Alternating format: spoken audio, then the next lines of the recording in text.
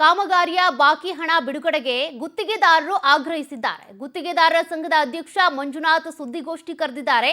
ಆದಷ್ಟು ಬೇಗ 37,000 ಕೋಟಿ ಬಾಕಿ ಬಿಲ್ ಅನ್ನ ಪಾವತಿ ಮಾಡಿ ಅಂತೇಳಿ ಸುದ್ದಿಗೋಷ್ಠಿಯಲ್ಲಿ ಅವರು ಮಾಹಿತಿಯನ್ನ ಇಟ್ಟು ಮಾತನಾಡಿದ್ದಾರೆ.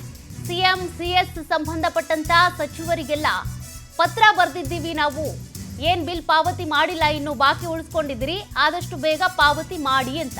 100 ಪುಟಗಳ ದಾಖಲೆ ಕೊಟ್ಟರು ಕೂಡ ಹಣ ಬಿಡುಗಡೆ ಆಗಿಲ್ಲ. ಸಿಎಂ ಸಿದ್ದರಾಮಯ್ಯ ಅವರಿಗೂ ಪತ್ರ ಬರೆದಿದ್ದೀವಿ, ಸಭೆ ಕರೆದಿಲ್ಲ ಅವರು.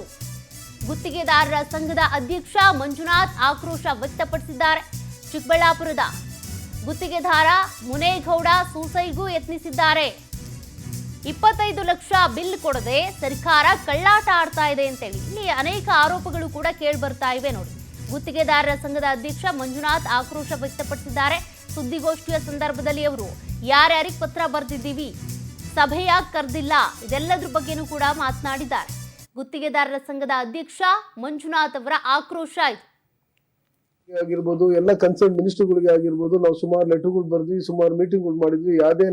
ನಮಗೆ ಯಾವುದೇ ಅನುಕೂಲ ಆಗ್ತಾ ಇಲ್ಲ.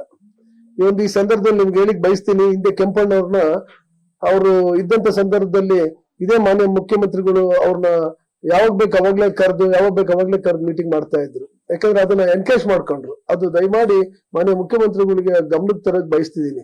ಆದ್ರೆ ಒಂದು ವಿಪರ್ಯಾಸ ಸಂಗತಿ ಅಂದ್ರೆ ಕೆಂಪಣ್ಣ ಸತ್ತಾಗ ಒಬ್ಬ ಮಿನಿಸ್ಟರ್ ಸಹ ಬರ್ಲಿಲ್ಲ, ಒಬ್ಬ MLA ಸಹ ಬರ್ಲಿಲ್ಲ. ಬಹಳ ಇದು ನನ್ಗನ್ಸುತ್ತೆ, ನಮ್ಮ ಗುತ್ತಿಗೆದಾರರಿಗೆ ಬಹಳ ಬೇಜಾರಾಯ್ತು. ಆ ಸಂದರ್ಭದಲ್ಲಿ ನಾವುಗಳು ಎಲ್ಲ ಇಲ್ಲಿ ಕುಂತಿರೋ ಕಾರ್ಯಕಾರಿ ಸಮಿತಿಯವರೆಲ್ಲರೂ ಸಹ ನಾವು ಅವರಿಗೆ ಸಮಾಧಾನ ಮಾಡಿ ಈ ಹಂತಕ್ಕೆ 2.5 ವರ್ಷದವರೆಗೂ ನಾವು ಮುಗಿಸ್ಕೊಂಡು ಬರ್ತಾ ಇದ್ದೀವಿ. ಈಗೇನಾಗಿದೆ ಅಂದ್ರೆ ನಮಗೆ ಸುಮಾರು 37,000 ಕೋಟಿ ನಮಗೆ ಪೆಂಡಿಂಗ್ ಬಿಲ್ ಇದೆ. ನಾವು ಮಾನ್ಯ ಮುಖ್ಯಮಂತ್ರಿಗಳಿಗೆ ಸುಮಾರು ನಾವು ಇದೆಲ್ಲ ಮನವಿ ಕೊಟ್ಟರು ಸಹ ಅವರು ಏನ್ ಗೊತ್ತಾ, ನಮ್ಮನ್ನ 2-3 ಮೀಟಿಂಗ್ ಕರೆದ್ರು. ನಿಮ್ಗೆ ಗೊತ್ತು, ಮೀಟಿಂಗ್ ಫಿಕ್ಸ್ ಮಾಡಿದ್ರು, ಮೀಟಿಂಗ್ ನ ಅಬ್ರಪ್ಟ್ ಆಗಿ ಕ್ಯಾನ್ಸಲ್ ಮಾಡಿದ್ರು. 100 ಪುಟಗಳದ್ದು ಎಲ್ಲದು ದಾಖಲೆಗಳು ಏನೇನಿಗೆ ಇದ್ ಮಾಡಿದೀವಿ ಅಂತ 100 ಪುಟಗಳ ದಾಖಲೆಗಳನ್ನ ನಾವು ಚೀಫ್ ಸೆಕ್ರೆಟರಿ ಅವ್ರಿಗೆ ಬರ್ದಿದೀವಿ. ಪರ್ಸನಲ್ ಆಗಿ ಕೊಟ್ಟು ಬಂದಿದೀವಿ. ನಾವು ಕಾರ್ಯಕಾರಿ ಸಮಿತಿಯವರೆಲ್ಲರೂ ಸಹ ಅವರಿಗೆ ಕೊಟ್ಟು ಬಂದಂತ ಸಂದರ್ಭದಲ್ಲಿ ಅವರು ಅಷ್ಟೇ ಮೊದಲನೇ ದಿನ ನಮ್ಮನ್ನ ನೋಡಿ ಗಾಬರಿ ಆದ್ರು. 2ನೇ ದಿನ ನಮ್ಮನ್ನ ಕರೆದು ಇಮಿಡಿಯೇಟ್ ಆಗಿ ಸೇಮ್ ಡೇನೆ ಎಲ್ಲ 8-10 ಇಲಾಖೆಗಳಿಗೆ ಇದನ್ನು ಕಳಿಸ್ಕೊಟ್ಟಿರುವಂತ ಕೆಲಸ ಮಾಡಿದ್ದಾರೆ.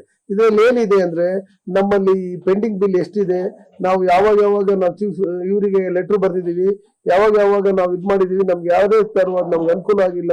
ಸರ್ಕಾರದಿಂದ 2.5 ವರ್ಷದ ನಾವು ಇದೇ ತರನ ಕಷ್ಟ ಪಡ್ತಾ ಇದೀವಿ.